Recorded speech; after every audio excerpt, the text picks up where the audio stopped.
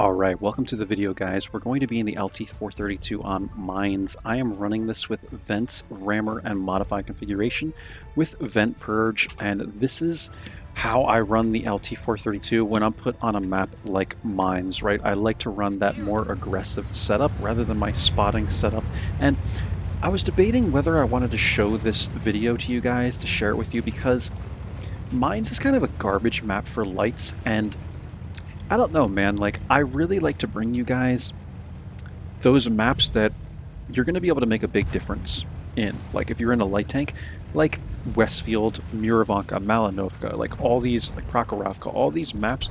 But there's also those games where, actually, in fact, a lot of people comment and say, how do you play Mines? How do you play Abbey? And how do you play Tundra? How do you play all these maps where, like, you don't really have to do anything in a light tank? Paris, etc.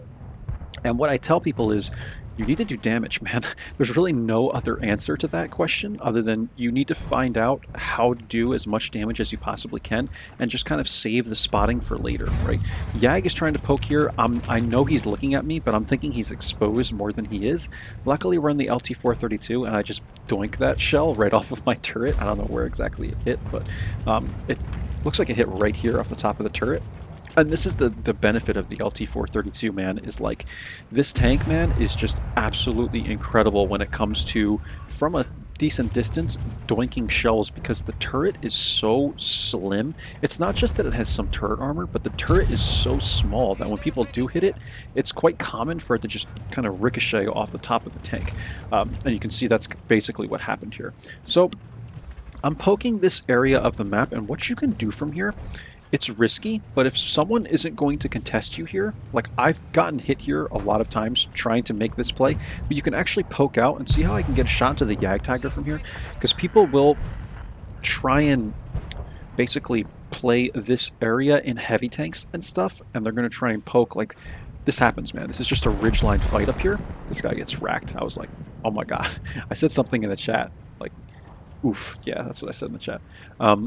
But people like heavy tanks, man, are going to brawl here. It's a ridgeline fight. It's, you know, poke, poke, poke, poke, poke. This is what they do. This is why I don't like playing heavies, man, because it's kind of boring to me. But some people love to play heavies and shoot at weak spots and stuff. I prefer to, I don't know, spot.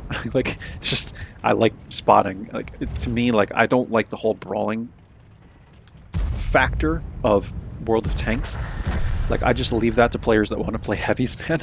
But you can get shots at these guys, like the side plates of them, so be mindful of that, but also be mindful of people that will contest you here. So I saw that the Jaeger and the Conway and all that, and the Even 90 ran off, so they're not going to contest me here, so instead I'm just kind of like figuring out what I could do from this area, and that's what you could do, guys. I remember playing on Mines, on this spawn, I want to say it was with the Hawk 30, and me and Aborisk literally were annihilating the heavies in this area. They didn't want to move. We just kept poking out and taking shots. I want to say him and I had a few thousand damage by the end of it, and we won the game fairly quickly because these guys just didn't want to adjust to it. They kept taking the shots in their side plates, and they weren't moving. There was like a Lova. I think I did like 1,000 damage to a Lova in a light tank from this area. So just keep looking out for that. The AE Phase 1 is a good player. I can tell just because he's keeping himself behind this rock, and he seems to be doing a good job on our AE Phase 1. But yeah, when people are here, man, you will have the shots. So let's move on. I think I said that like 4 times in, like, you know, a bunch of different ways. But now what I'm doing is just trying to take some blind shots, because someone said that the Su-152, or the ISU-152 was back here. So I'm trying to take those shots, and then what I'm going to do, and this guy appears so we never hit him, and I think I do hit this shot on him. Switching to the APs, that bounces. The ISUs and the SUs, they have like pretty trollish frontal armor, I've noticed. I can never pen these guys like frontally, man. It always like bounces or ricochets or whatever. So what I like to do is come up to this bush. From this bush, I've been successful in spotting people back here. However, when you run the more aggressive loadout, you might not be able to spot people back here. If I had CVS and optics, yeah, probably might have spotted the ISU and all back here, but we just don't really have the view range, and you can see the view range actually ends like right at the beginning of this ridgeline. It doesn't even cover the whole ridgeline back there. So I'm sitting here hoping to spot someone, but I think the reality is I'm not going to spot someone at this distance unless they are firing or even like firing on the move or something crazy. But we are able to kind of keep the conway lit, and what I can do is now use this bush to kind of double bush up like this, or solid bush, whatever you want to call it, and take a shot at the conway. And I think I'm able to put 2 shots into this guy before he goes, okay, I can't sit here anymore. So he pulls forward. But this is why they haven't changed mines, right? Mines has been the same forever. The conway's trying to sit right at this corner. It's tough, man. Like, I'm telling you, when you're trying to play this corner, because what ends up happening is if you have people push west and also people that kind of push in the mid here, or they take the hill, you're stuck here, man. So don't ever take this location if people are pushing west and you've lost the hill, because you will get wrecked. Like, there's nowhere to go, especially if you're in a big tank like the Conway, because people have shots like this. People have shots like that and like that. That makes sense. And you're SOL in this area, so don't do that, man. But luckily they have the hill. Well, I don't want to say luckily because I'm on the enemy team, but for him, it's lucky that his team has the hill because he can kind of escape from that area. So eventually I am going to push in here, but someone, I think the Su-100Y is like trying to click and say like light tank advance, and I don't want to do it quite yet.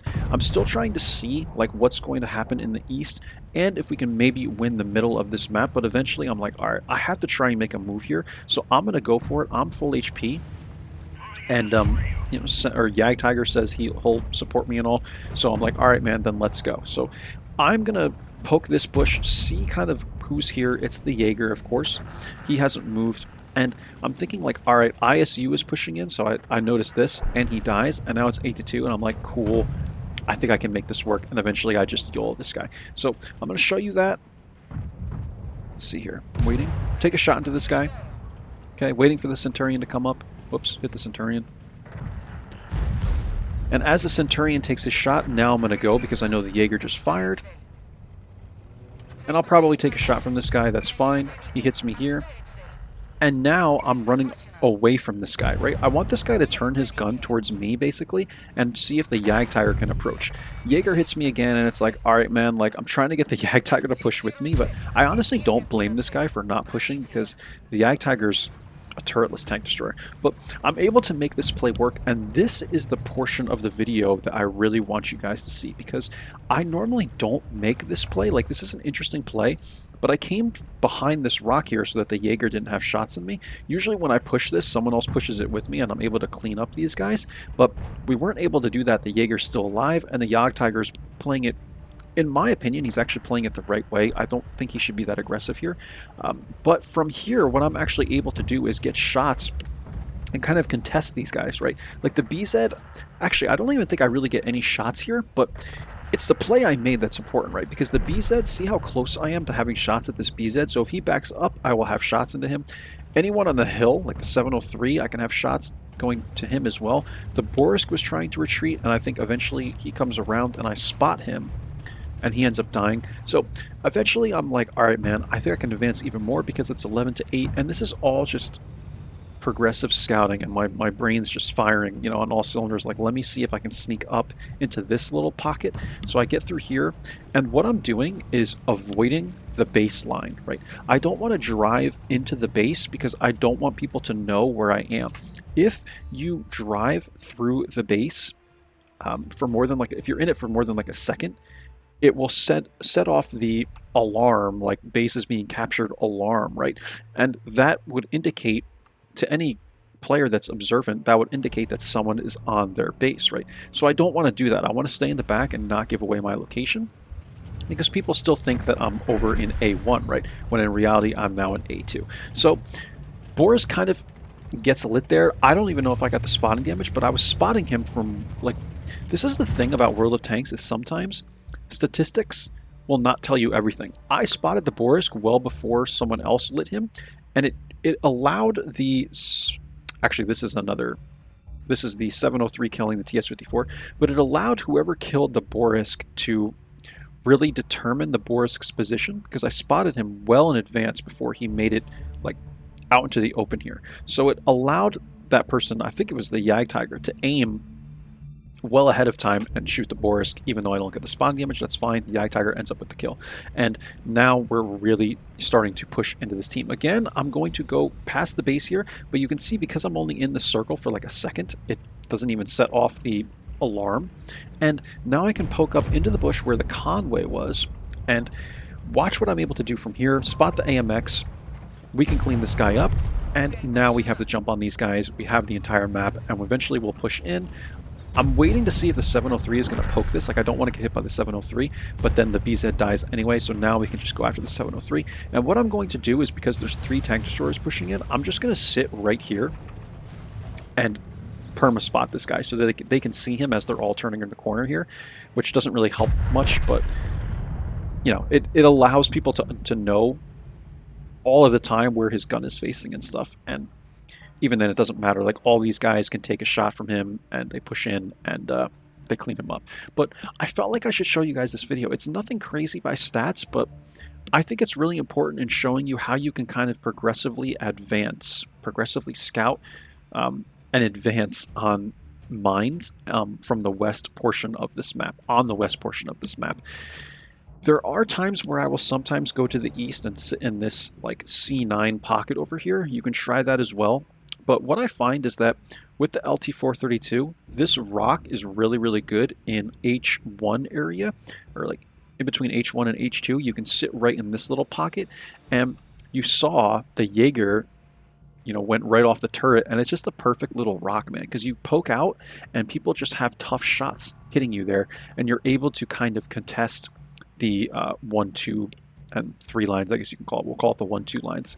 You're able to contest this area of the map well by sitting there, because you can continue poking out and you're not really that exposed because the LT has such a small, you know, turret, and the tank is so low to the ground, man. So it's really, really nice. That's all for mines, guys. Let's get into the end plates and I will let you guys go. 1351 damage, 769 assists. I don't think anything was blind. Again, this wasn't a crazy game by stats, but I figured I would share it with you guys. I really like to help you guys out in any way I can, and there are a lot of people that are asking me, like, Whirls, like, what the heck do I do on these maps where you don't have to spot? And this is what I would urge you guys to do. Like, try and spot where you can, but you have to find a way to do damage, man, and use your mobility and try and flank people, and that's what we did. We took a lot of map by ourselves, right? Like, one little LT432 was just running out there and taking, like, the entire west side of the map. Like, yeah, the Yag Tiger was still in the middle of the west side of the map, right? He was like on the 5 line, and I'm all the way up there, man. I'm all the way up there. So that's what I did, guys. Just used my mobility, kept pushing up, and yeah, our Yag Tiger had a really good game too, man. But that's it. Nothing more to note. Here's the detailed report. Hope you guys enjoyed. Hope you guys learned a thing or two. Catch you for the next one. Take care. Bye-bye.